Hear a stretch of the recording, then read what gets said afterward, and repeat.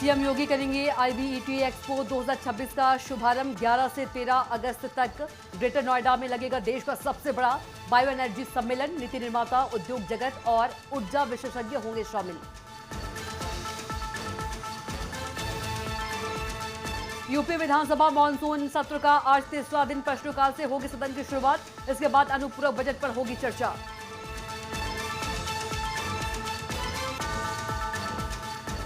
अयोध्या में राम दरबार दर्शन को लेकर बड़ा बदलाव। विशेष पास व्यवस्था को किया गया खत्म। अब सामान्य दर्शन कतार से ही होंगे राम दरबार के दर्शन।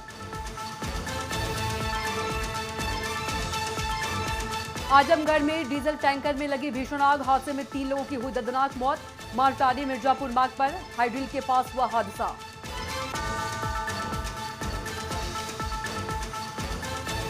यूपी में मानसून फिर हुआ सक्रिय। मौसम विभाग ने सभी 75 जिलों में जारी किया बारिश का अलर्ट। 72 जिलों में भारी बारिश और बिजली गिरने की चेतावनी।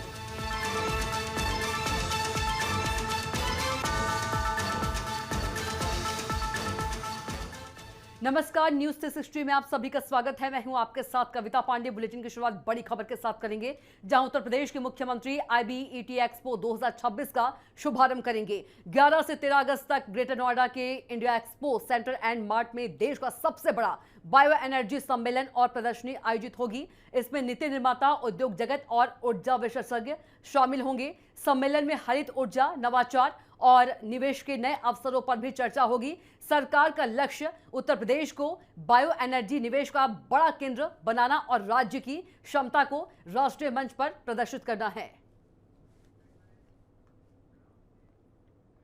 वहीं उत्तर प्रदेश विधानसभा के मानसून सत्र का आज तीसरा दिन है। सदन की शुरुआत प्रश्नकाल से होगी, जिसके बाद वित्तीय वर्ष 2026-27 के अनुपूरक बजट पर चर्चा होगी।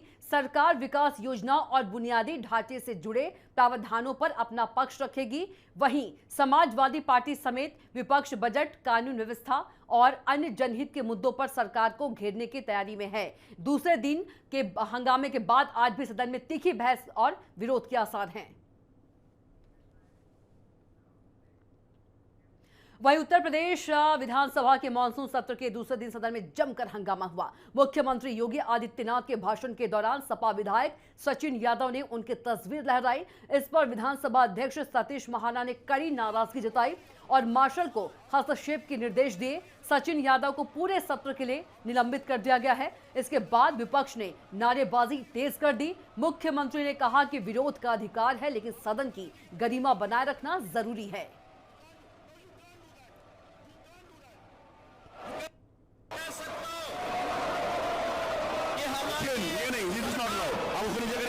सचिन आप मुख्यमंत्री जी के फोटो को हमारी ये सरकार प्लीज आप मैं आपको बात नहीं करूंगा के साथ आप मुख्यमंत्री जी की फोटो आप ले सकते हैं। हम सीएम की फोटो को ऐसे कर देंगे, आप उसमें लिख देंगे उसमें नहीं, यू नॉट अलाउड। आप मुख्यमंत्री जी की फोटो के साथ नहीं कर सकते। देखिए उसको नीचे, you can't do that, you can't do that, you cannot do that. मैं इंगित करता हूं सचिन को, इनको हाउस से बाहर निकालिए। ये कोई तरीका मुख्यमंत्री जी के फोटो के साथ, you are not allowed to do that. तो सचिन को बाहर निकाल दीजिए। चलिए बाहर, चलिए बाहर, चलिए बाहर। इनको पूरे सत्र के लिए बाहर निकाला जाता है, पूरे सत्र के लिए आपको बाहर निकाला जाता है। वहीं लखनऊ में आज बीजेपी की जिला कार्यशाला होगी। हलवासिया कोर्ट में सुबह 10:30 बजे हर घर तिरंगा और तिरंगा यात्रा अभियान को लेकर पदाधिकारियों के साथ रणनीति बनाई जाएगी।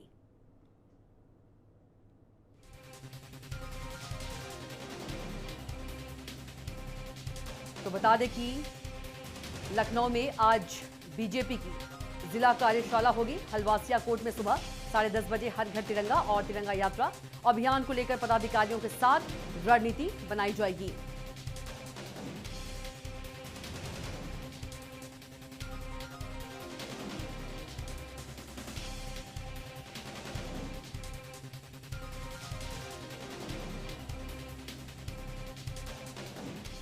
वहीं नोएडा में वहीं लखनऊ में आज समाजवादी नेता जनेश्वर मिश्र की जयंती पर कई कार्यक्रम आयोजित किए गए। सपा प्रमुख अखिलेश यादव सुबह जनेश्वर मिश्र पार्क पहुंचकर उनकी प्रतिमा पर पुष्पांजलि अर्पित करेंगे। इसके बाद वह समाजवादी पार्टी मुख्यालय में आयोजित स्मृति कार्यक्रम में मुख्य अतिथि के रूप में शामिल होंगे।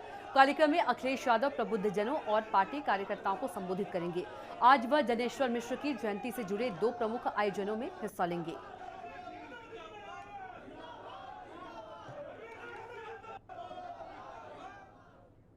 वहीं अयोध्या में राम दरबार दर्शन के लिए विशेष पास व्यवस्था खत्म कर दी गई है। अब श्रद्धालु सामान्य दर्शन कतार से रामलला के दर्शन के बाद सीधे राम दरबार के दर्शन कर सकेंगे।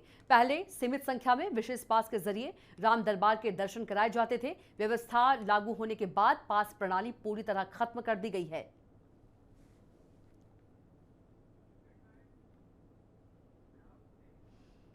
वहीं उत्तर प्रदेश में मानसून फिर से सक्रिय हो गया है। मौसम विभाग ने सभी 75 जिलों में बारिश का अलर्ट जारी किया है, जबकि 72 जिलों की बात करें तो 72 जिलों में भारी बारिश और बिजली गिरने की चेतावनी मौसम विभाग की ओर से दी गई है। लगातार बारिश से कई शहरों में जलभराव और बाढ़ जैसे हालात बने हुए हैं। फर्रुखाबाद के 24 गांव बाढ़ की चपेट में हैं। कई इलाकों में सड़क संपर्क भी प्रभावित हुआ है। प्रशासन ने लोगों से सतर्क रहने और मौसम विभाग की सलाह मानने की अपील की है।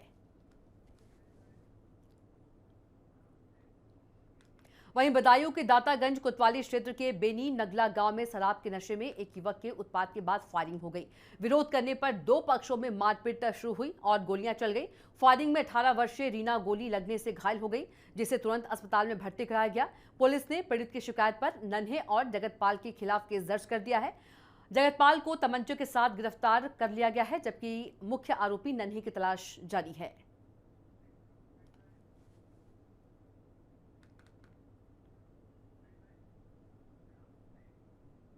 वहीं ललितपुर के बाढ़ थाना क्षेत्र के बरौदा डांग गांव स्थित दुर्गा मंदिर में चोरों ने 7 पीतल और कांसे के घंटे चोरी कर लिए। बदमाश 11 किलो का बड़ा घंटा भी उखाड़ कर ले गए। घटना 31 जुलाई की रात की है, लेकिन 4 दिन बाद भी खुलासा नहीं हो सका। पुजारी और ग्रामीणों ने पुलिस पर कार्रवाई में देरी का आरोप लगाया है।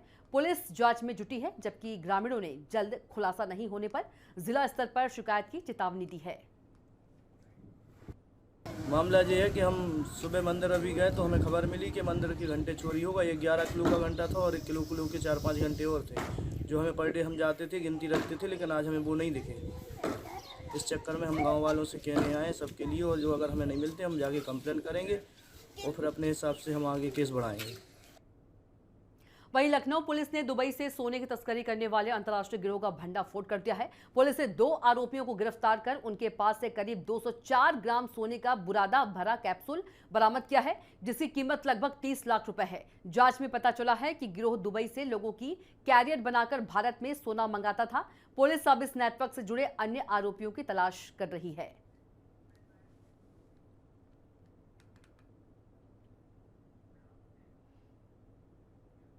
वहीं लखीमपुर खीरी में वन विभाग को बड़ी सफलता मिली है। लगातार 3 दिनों में 3 आदमखोर तेंदुओं को पिंजरों में कैद किया गया है। ये तेंदुए इलाके में दहशत फैला रहे थे, जिसके बाद ग्रामीणों की मांग पर वन विभाग ने पिंजरे लगाए थे। पहले निघासन, फिर बिलराया वन रेंज के मूर्तिहा गांव और अब डंडूरी गांव में तेंदुआ पकड़ा गया। तेंदुए के पकड़े जाने से ग्रामीणों ने राहत की सांस ली है। वन विभाग सतर्कता बनाए हुए है।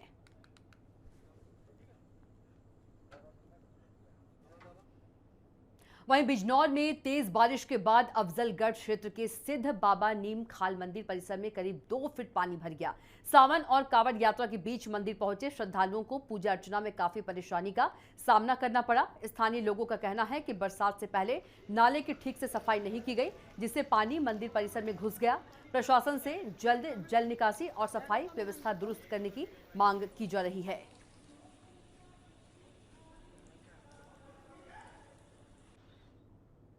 वहीं हरदोई के सवाईजपुर में एक विवाहिता की संदिग्ध मौत से सनसनी फैल गई।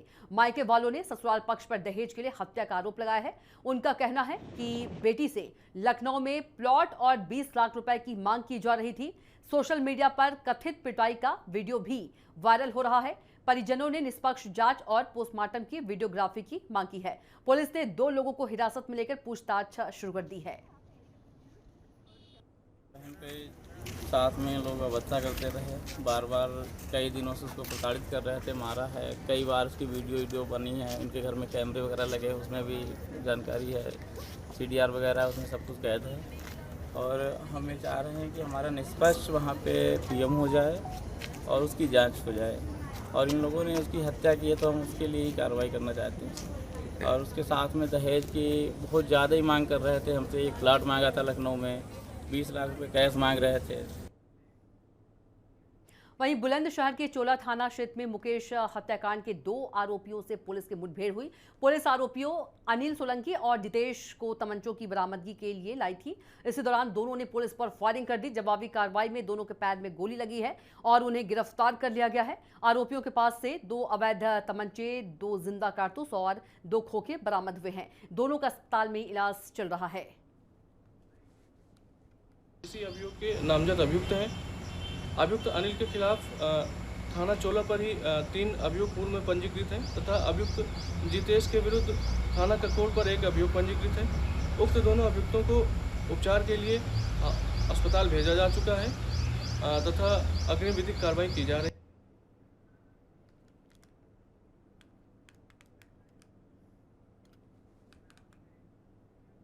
वहीं आजमगढ़ के जैनपुर क्षेत्र में डीजल से भरे टैंकर में भीषण आग लगने से 3 लोगों की मौत हो गई। हादसा मालटारी मिर्जापुर मार्ग पर हाईडील के पास हुआ। बताया जा रहा है कि टायर फटने के बाद टैंकर बिजली के खंभे से टकरा गया और शॉर्ट सर्किट से आग लग गई। फायर ब्रिगेड ने घंटों की मशक्कत के बाद आग पर काबू पाया। 2 मृतकों की पहचान हो चुकी है, जबकि चालक की पहचान अभी बाकी है। पुलिस मामले की जाँच कर रही है। की बॉडी को निकलवा कर वास्ते पोस्टमार्टम भिजवा दिया गया है। बाद पोस्टमार्टम विधिक कार्रवाई की जाएगी। टैंकर को पूरी टीम के साथ गिरौने से हटवाकर साइड पर खड़ा कर दिया गया है। कोई बाकी से समस्या नहीं है।